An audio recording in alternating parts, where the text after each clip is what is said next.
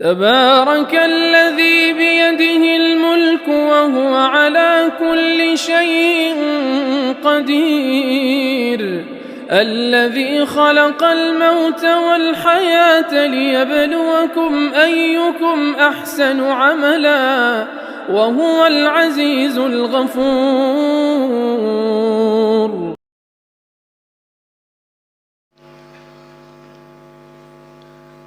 مقالے کا خلاصہ یہ ہے کہ علامہ انور شاہ کشمیری مروجہ اسلامی علوم و فنون کے ماہر ہونے کے ساتھ ساتھ عصری علوم پر بھی گہری نظر رکھتے تھے. علمی جامعیت کے ساتھ عمل کے اعتبار سے بھی آپ نابغہ روزگار تھے. اسی طریقے سے ڈاکٹر اقبال بھی کثیر الجہاد شخصیت کے مالک تھے. شاعر، فلسفی، مفکر، مصلح امت. آپ نے اپنی شاعری، نثر اور فلسفیانہ فکر کے ذریعے امت کے زخموں پر مرہم رکھا. کالج اور یونیورسٹی سے فلسفے کی اعلیٰ تعلیم حاصل کرنے کے باوجود آپ کو ملت کا عروج اتباع سنت اور عشق رسول میں نظر آتا تھا. اگرچہ دونوں کے میدان جدا تھے لیکن دونوں کی منزل ایک تھی: دین اسلام کی سربلندی اور عشق رسول سے بے روح محفل کو حرارت بخش کر امت میں قرون اولیٰ کے مسلمانوں کی صفات پیدا کرنا.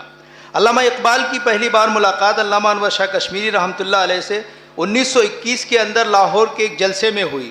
پہلی ہی ملاقات سے آپ نے شاہ صاحب سے استفادہ شروع کر دیا اور خوب استفادہ کیا. بقول علامہ کشمیری، جتنا استفادہ مجھ سے ڈاکٹر اقبال نے کیا ہے اتنا کسی مولوی نے نہیں کیا ہے. اور یہ جو جملہ ہے بہت ہی مستند ذرائع سے لکھا گیا ہے. اقبال کے بہت سے خیالات کی اصلاح شاہ صاحب کی گفتگو اور خطوط سے ہوئی. یہ قاری طیب صاحب رحمۃ اللہ علیہ نے فرمائی. ڈاکٹر اقبال نے کئی اہم ترین مباحث میں استفادہ کیا، خصوصاً عقیدے، ختم نبوت، فلسفہ زمان و مکان. اور اسی طریقے سے علامہ اقبال کی اپنی معرکۃ الآراء تصنیف the reconstruction of religious thought in Islam کی تعمیر و تشکیل میں بھی علامہ انور شاہ کشمیری رحمۃ اللہ علیہ سے استفادہ کیا.